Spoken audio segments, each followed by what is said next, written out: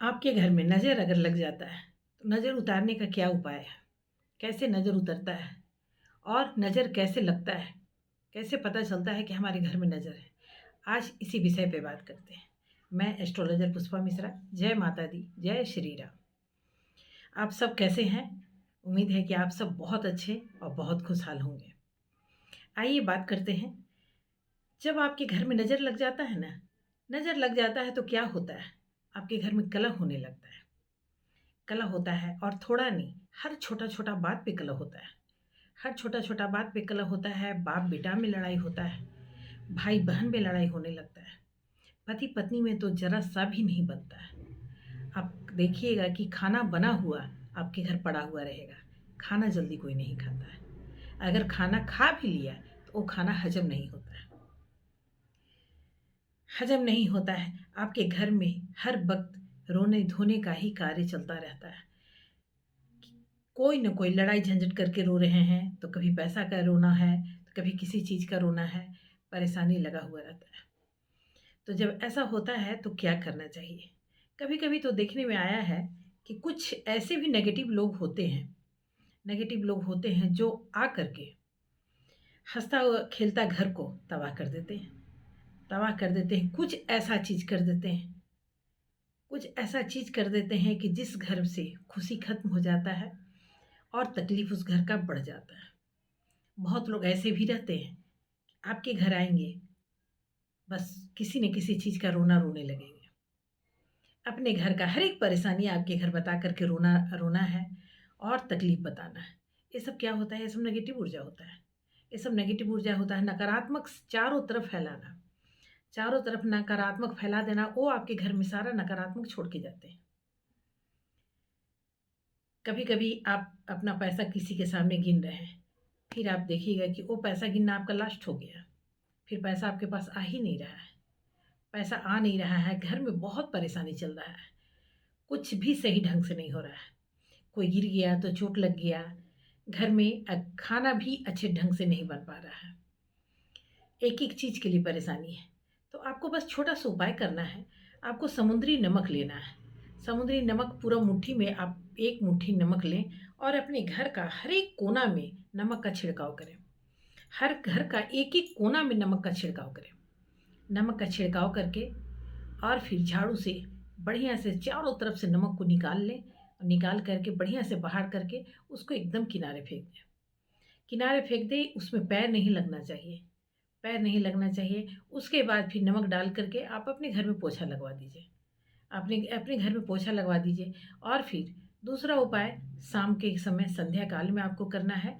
आप एक छोटा-सा मिट्टी का कटोरी जैसा कुछ ले सकते हैं, उसमें 2 कपूर रखिए, 2 लौंग रखिए और 2 छोटी छोटी हरा वाला जो इलायची आता है, हरी इलायची, उसको रखना है। रख कर के शाम में उसका धुआँ जला दीजिए। जला के हर घर में पूरे कोना में जो आपके घर में जितना बड़ा भी घर है, हर कोना-कोना में उसका धुआँ इस तरीके से धुआँ को देना है पूरे घर को।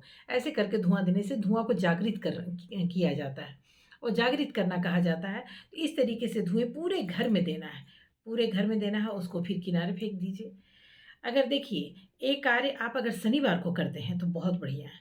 शनिवार के लिए ये कार्य बहुत ही अच्छा है और अगर मंगलवार को करते हैं तो ये 2 दिन करने से बहुत ही अच्छा रहेगा। अच्छा, कुछ लोग कहते हैं कि मैडम किए और हमको तो कोई फ़ायदा ही नहीं हो रहा है, कोई फ़ायदा नहीं हो रहा, टोटका काम ही नहीं कर रहा है। तो ऐसा नहीं है कि आप टोटका एक बार करते हो तुरंत काम कर जाता है। टोटका भी कम से कम भी तो 7 शनिवार, 7 मंगलवार या 21 शनिवार, 21 मंगलवार, कोई भी चीज़ आप करते हैं ना तो उसके लिए टाइम लगता है।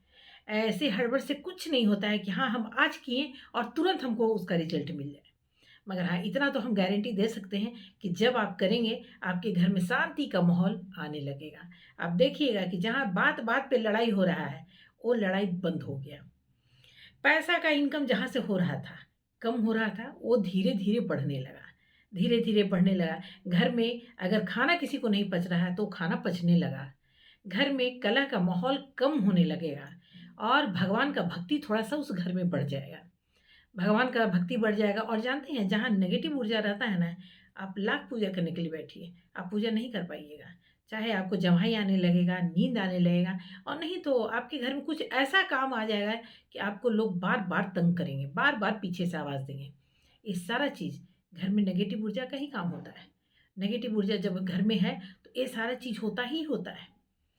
तो जब भी ये कार्य करें तो थोड़ा-सा शांति से और धैर्य से अब आप सोच के चलिए कि 7 या 21, 7 या 21 लगातार आपको ये कार्य करना पड़ेगा। 7 मंगलवार कीजिए या आप कोशिश कीजिए कि शनिवार को ही चुनें। शनिवार के लिए ये कार्य बहुत ही अच्छा होता है। आप 7 शनिवार या 21 शनिवार आप लगातार करके देखिए, उसके बाद आपको रिज़ल्ट मिलेगा। हाँ, शुरुआती करने के बाद फ़ायदा आपको होने लगेगा। इतना अकबकाने से नहीं होता है। कुछ लोग अकबका करके बोलने लगते हैं कि मैडम हम तो किए नहीं हुआ, हम कर रहे हैं नहीं हुआ। तो इतना अकबकाने से ऐसा नहीं है कि बुखार का हम दवा लिए और दवा लेते के साथ तुरंत बुखार उतर गया। देखिए भगवान का पूजा या टोटका जो भी है, ये धीरे-धीरे सुनने में आता है। तुरंत ऐसा नहीं है कि आप कार्य किए और तुरंत आपको रिज़ल्ट मिल गया, ऐसा नहीं होता है। तो थोड़ा-सा धैर्य के साथ ये कार्य करना है और आप धैर्य के साथ हमको लगता है कि साथ करते-करते आपको बिल्कुल पता लगेगा कि आपके घर से नेगेटिव चीज़ बिल्कुल खत्म हो गया। बिल्कुल। और नेगेटिव ऐसे जो भी लोग हैं उनसे संपर्क भी कम रखिए। संपर्क भी कम रखिए, जो ऐसे नेगेटिव लोग हैं, बारंबार आपके घर में नेगेटिव ऊर्जा जाके डाल रहे हैं, किसी न किसी तरीके से नज़र जाके लगा रहे हैं, तो ऐसे लोगों से संपर्क कम रखिए। चाहे वो आपका कितना ही क्यों ना ख़ास इंसान हो, ऐसे लोगों से संपर्क कम रखिएगा तभी। और नहीं तो आप 2 शनिवार, 5 शनिवार, 7 शनिवार एक किए पोछा वाला काम, नमक डालें और उसके बाद पता चलेगा कि 8वें शनिवार को वो पहुँच गए और फिर आपके घर में जैसा था वैसे ही हो गया। तो ये सारी चीज़ से ऐसे लोगों से संपर्क आपको बंद करना होगा। ऐसे लोगों से संपर्क कीजिए जो कि धार्मिक वातावरण फैलाए। घर में पूजा-पाठ का बात हो, घर में मंत्र का उच्चारण कीजिए, घर में जय श्री राम का नाम का गूंजन हो। ये सब चीज़ से क्या होता है कि आपके घर में देवता का वास होगा। हर जगह पॉजिटिव ही आएगा। उसके बाद देखिए कि उस घर में कितना शांति और साक्षात परमात्मा का वास होगा। सब लोग खुशहाल रहेंगे और सब लोग बहुत सुखी रहेंगे। जय श्री राम, जय माता दी।